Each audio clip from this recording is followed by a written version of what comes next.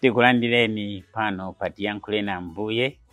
Lero ndi lachitatu Mulungu wa 29 pachaka, ndipo mpingo ukukumbukira nkuchita chaka cha Yohane Paulo wachiwiri Papa amene anayendera dziko lathu la Malawi.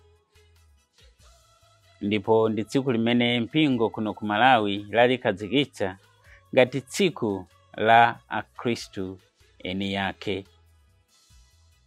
Choncho chaka chabwino kwa inu Akhristu eni yake. Mawu athu oyamba akuchokera mkalata ya Paulo woyera kwa Aroma mutu 6 ndime ya 12 kulekeza 18. Amene akutiwerengera mawu oyamba ndi Fane Chikwana kuchokera ku St. Pius 10 section, St. Pius Soche Parish, mu Archdiocese ya Blantyre. Tenga wabwino monga dalembera Luka mutu 12 ndime ya 39 kulekeza 48. Muli ndi inenso lero Father David Nwagaba, Achipani cha Montfort Missionaries, a director Alunta Television, ndipo ali mu Archdiocese ya Lilongwe. pa kamera tili ndi Felix Misomari. Mawu oyamba ambuku loyera. Mawu ambuku la Paulo oyera kwa Aroma. Chifukwa chake musalole uchimo, kuti ulamulire matupi anu otha kufawa. Ndipo musagonjere zilakolako zake. Musapereke chiwalo chilichonse cha thupi lanu ku uchimo,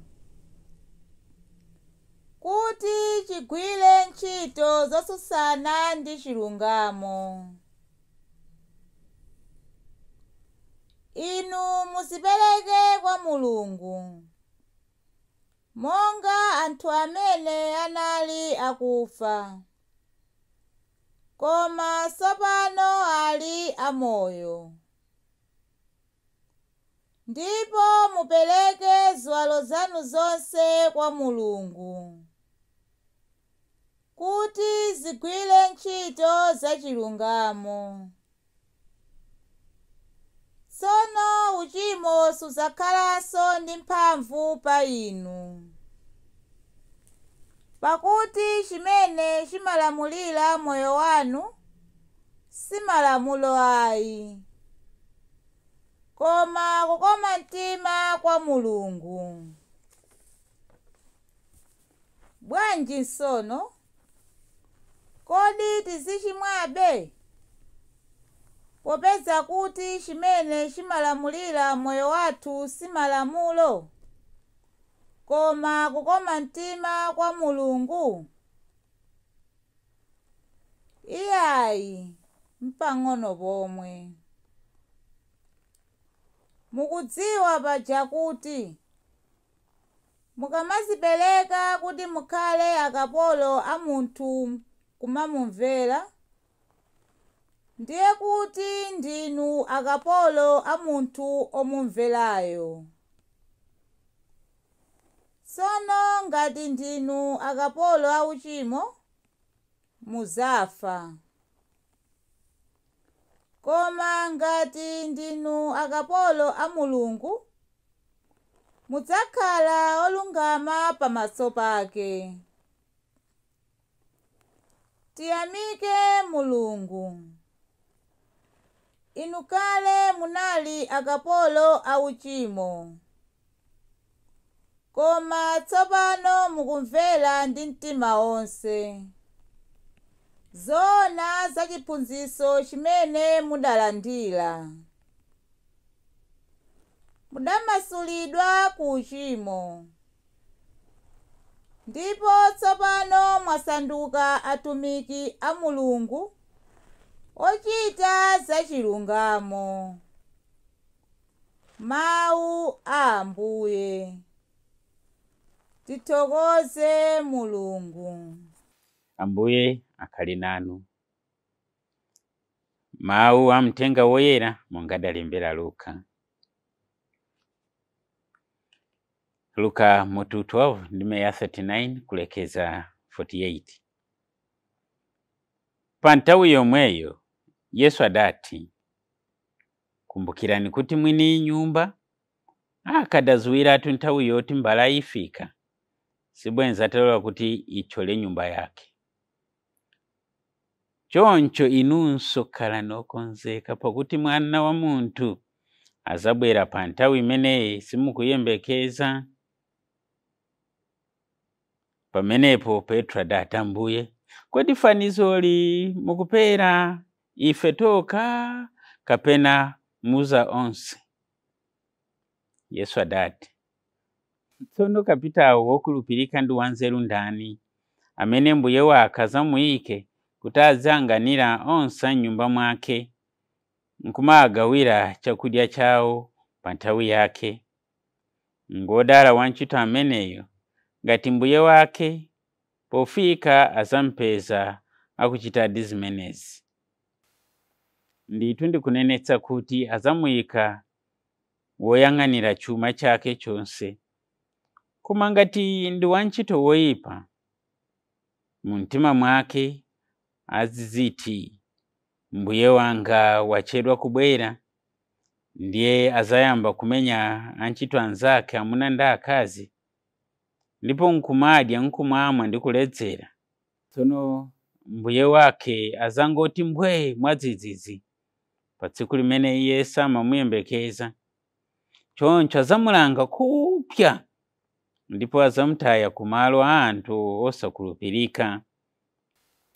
Wantchito amene akudziwa zimene mbuye wake amafuna koma osakonzeka kuzichita, azamukwapula kwambiri. Koma wantchito amene sadziwa zimene ambuye wake amafuna, tsono nkumachita zoyenera kumulanga nazo, azamukwapula pang'ono. Aliyense amene adalandira zambiri azayenera kubweza zambiri, ndipo amene adansungisa zambiri azamulamula kuti abweze zochuluka koposa. Mtenga wa Ambuye. Abale anga okondeka, mawu a lero inenso ndikutengapo maphunziro awiri. Mawu oyamba ndikutengapo phunziro ili: just as a disease kills the body, sin kills the soul. Avoid sin to heal your soul. Monga momwe matenda amapha ndi tutupi munthu kufa, chochonso tchimo limapha mzimu. Choncho ndisamale ndipewe uchimo kuti ndikhale moyo mzimu wanga. Let not sin reign in your heart, in your mortal bodies, to make you obey their passions. Lekani uchimo usalamulire matupi anu, nkumangomvera zilakolako zonse za tupi. Kodi nditafusa chimene chingakutitse munthu ndi zilakolako za munthu ndi chani? Ndadya mamawa, breakfast, ikufika 10 koloko njala ndi imeneyo. 12 koloko, 4, 7, mawanso chimodzimodzi. Apo ndikudyesa tupi kuti ndisafe, that's okay. Mowa mamawa, mowa masana, mowa madzulo, ayi ndikufa kuti ndingomwako. Kodi ukapanda kumwa mowa ungafe? Dzana ilo ndimayenda munsikamo ndigulemo zinthu zingapo, ndiye nayimitsa galimoto yanga ngati apo namutuma mnyamata akagule zipatso.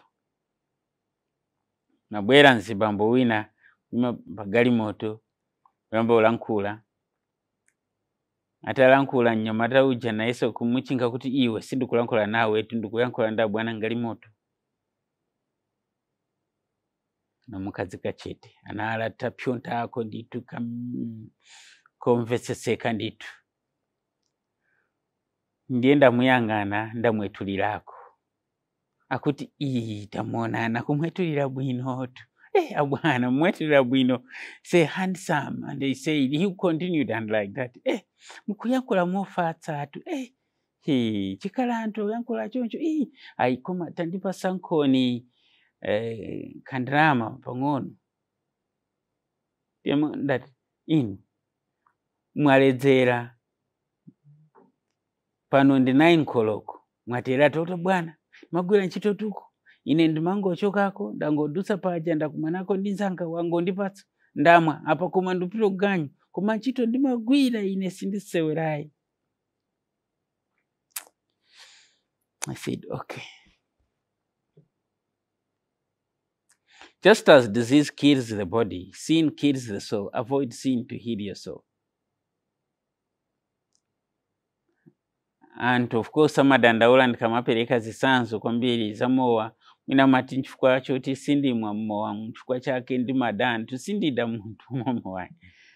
Koma mamawa ndiye muntu opita kunchito waledzera nchito ikata ukayamba kuvutika ndiye uyambe kunena kuti ayi ena ndandilotsa ena sandufunira zabwino paja ine mudziwa.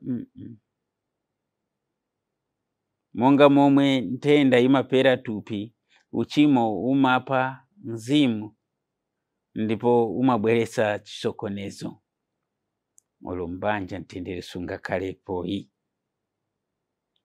Papa Yohane Paulo wachiwiri, mmene anabwera ku dziko lathu la Malawi chaka cha 1989.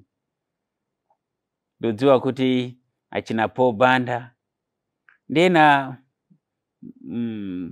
Montfort Media Choirs, Hallelujah Band.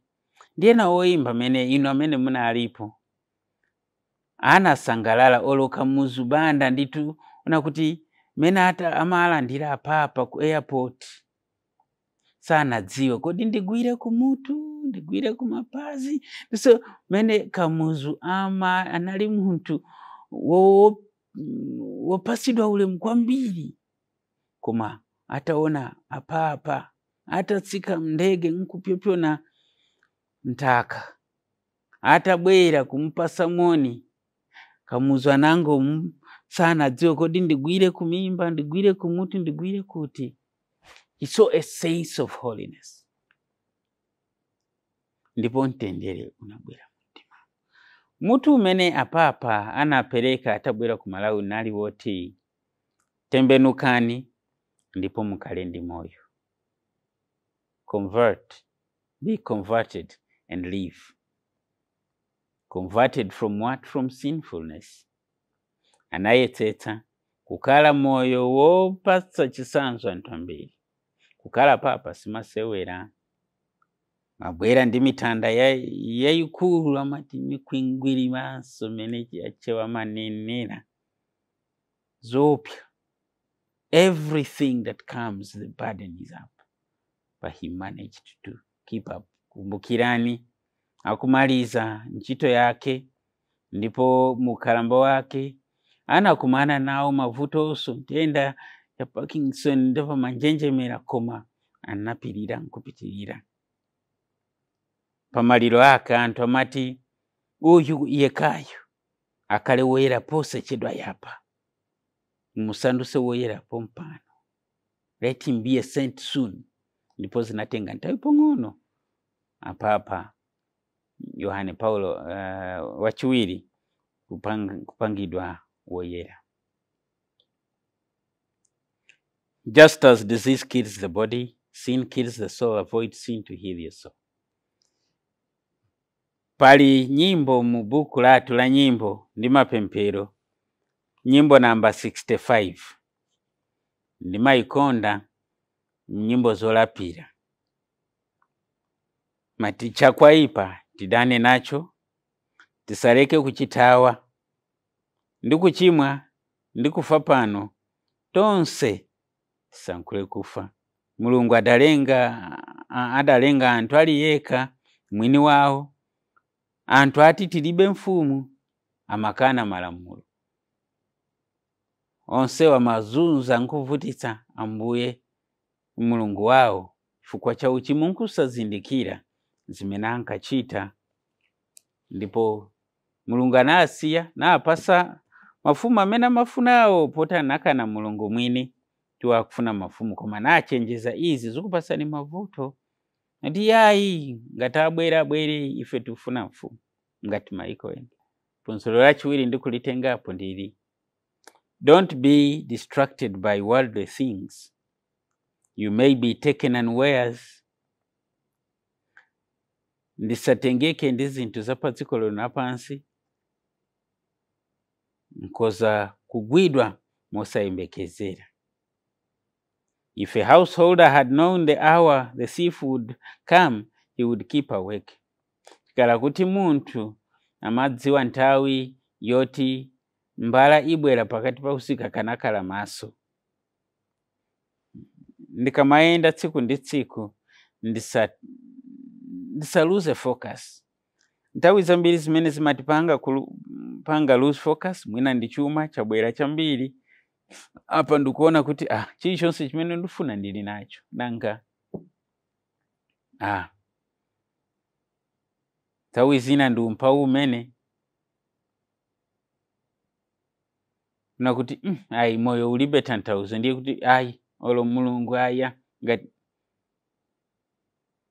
nthawi zina ndi zinthu zina mwina azimayi akazi kapena azibambo kukondetsetsa this mopyorera mu Yesu.